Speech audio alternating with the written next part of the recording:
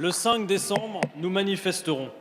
Nous manifesterons car tout le peuple français a intérêt au retrait de votre réforme des retraites. Le chauffeur de bus de la RATP, il part à 57 ans, mais celui qui est dans une collectivité locale, qui fait exactement le même travail, il part à 62.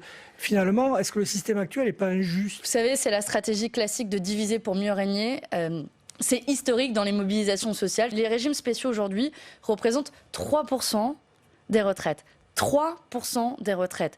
Aujourd'hui, la mobilisation qui va avoir lieu le 5 décembre, et je le redis ici, c'est pour tout le monde, parce que nous serons tous perdants. Je vous le disais, à partir du moment où on est plus autour du ghetto, et ben on sera tous perdants. Pour la première fois, on ne sait pas combien on va pouvoir toucher quand on sera à la retraite, avec l'histoire du point dont on ne sait pas la valeur de ce point-là, et on ne sait pas à quel moment on pourra partir à la retraite. Et c'est ça le gros danger. Par contre, quand on regarde un petit peu entre les lignes, on se rend compte qu'il y a une chose qui est sûre, c'est que le gâteau global, l'argent qu'il y a pour payer les retraites, il sera plus petit. Il sera toujours pareil, mais par contre, il y aura plus de retraités à payer. Parce que ça a été dit par le gouvernement, on ne va pas dépasser 14% du PIB pour payer les retraites. Ça veut dire qu'il y aura le même gâteau, mais par contre, les parts resteront beaucoup plus petites. Nous manifesterons car il est vain d'exiger des Français qu'ils travaillent plus longtemps alors qu'à l'âge de partir en retraite, un actif sur deux n'est déjà plus en emploi.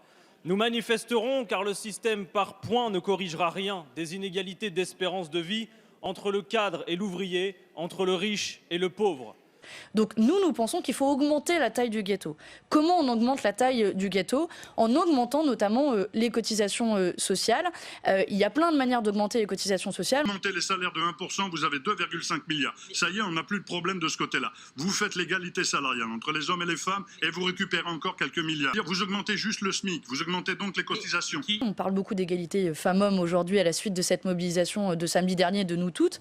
Vous pouvez par exemple augmenter les cotisations sociales des entreprises qui ne respectent pas l'indice d'égalité professionnelle femmes-hommes. Mécaniquement, les salaires augmentent, l'écart de salaire femmes-hommes qui est de plus de 20% est comblé, et donc il y a plus de cotisations sociales qui sont payées. À partir du moment où les salaires augmentent, les cotisations sociales augmentent, c'est pour ça que le plein emploi facilite aussi le financement des retraites, et là alors vous pouvez augmenter ce fameux gâteau de telle sorte à ce que chaque retraité puisse avoir un niveau de vie décent et digne. Bon, de toute façon, maintenant, tout le monde va y perdre. Petit à petit, tout le monde commence à comprendre que tout le monde va y perdre.